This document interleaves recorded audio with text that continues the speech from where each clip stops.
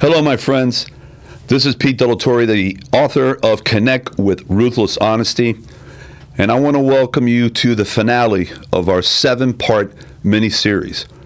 I've had the pleasure of doing this program in partnership with Miami's community newspapers. In the previous 6 videos, I shared with you chapters 1 through 6. I took you on a journey that started with many years of living a certain way and not fulfilling my potential and not being the best version of myself. I then encountered the great wake-up call, the news that I received from my prostate cancer diagnosis. In chapter 3, I share with you my self-discovery with all the questions and everything that arose going through that experience of that bad news. In chapter 4, I share with you my new philosophy, something that I started to pull together based on the self-discovery, the deep dive that I did for myself.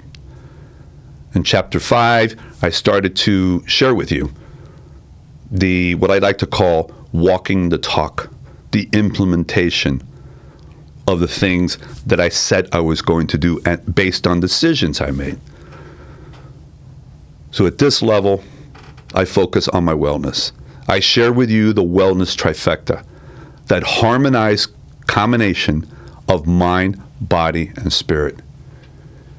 In part 6 from chapter 6, I share with you my business transformation and how I implemented a repurposed business. And today, we're all going to put it together, and I'm going to share with you Chapter 7, which is called Dig Deep, Rise Above, Reach Out, and Stay the Course. The freedom to succeed, my friends, has 4 very important parts that we need to consider as we move forward in our lives. Number 1, being ruthlessly honest in all aspects of my life, of your life, is imperative. Number 2, we have to think and do what is right. Not what is easy, no shortcuts, is to think and then do what is right. And maybe ask yourself this question every day when you're stuck. What is the next right thing to do? Number 3, take the high road. Rise above negativity. Rise above gossip. Rise above everything that is designed to kill the spirit, designed to bring people down. Take the high road. And number 4, it is to disconnect from people and situations that do not serve you anymore. After you go through a discovery period of yourself and you get to find out more about yourself and you get to look at your core values, which many, many times you've discarded or haven't paid attention to, you will then have the ability and the confidence to disconnect from what doesn't connect and align with you anymore. And you need to continue to do this.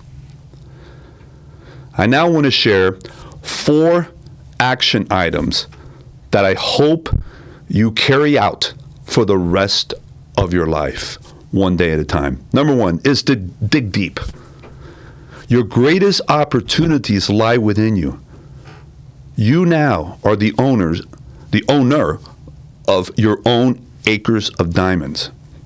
You have a gold mine inside of you. You need to look at it, you need to bring it out and apply it in your life. Number 2 is to rise above. Take a moment each day, maybe 10, 15 minutes, to look at the big picture of where you are at that moment in time.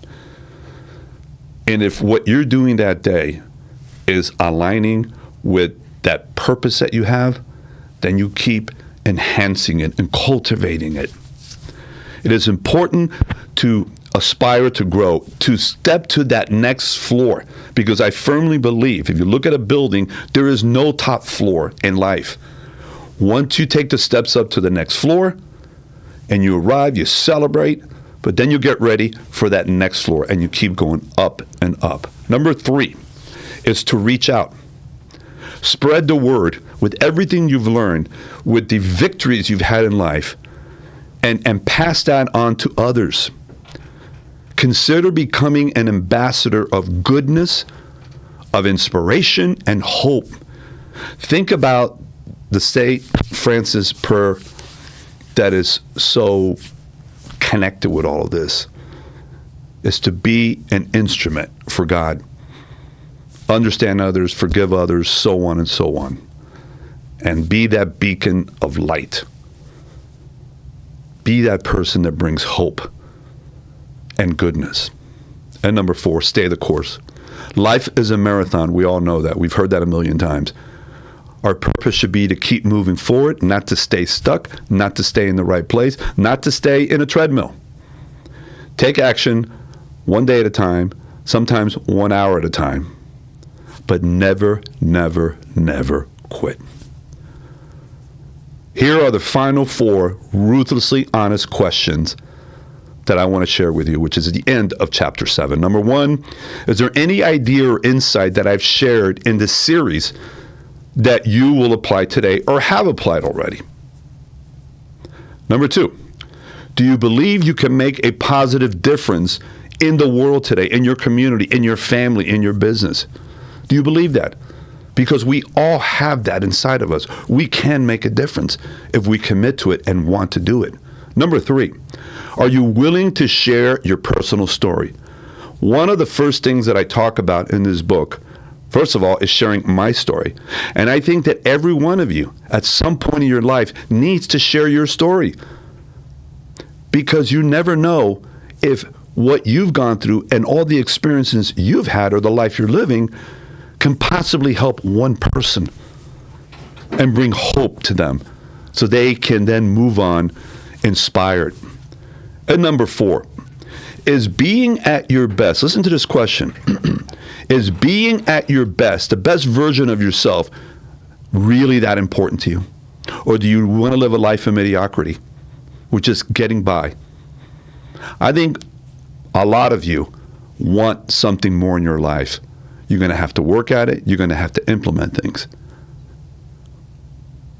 So the question is, do you really want to do that? And do you really think it's important? Thank you to all of you that have gotten my book and are reading through it. I really appreciate it. I will ask that at some point you post a review on Amazon and share your thoughts about what this book has meant to you and what has done for you. If you haven't gotten a copy of my book, go to my website, PeteConnects.com, and get your copy today. This is my God-inspired gift for you. And as I said many, many times, this book was written directly by the inspiration of God and what He did for me and how He saved my life through the whole prostate cancer ordeal. And I am fortunate through the grace of God to talk to you here today and share my story. Thank you to Community Newspapers for your partnership. I look forward to many other projects on the road. And thank you for going through all of these videos. And hopefully it has enlightened you as to what this book is about. I thank you once again. Have a phenomenal day, and God bless you.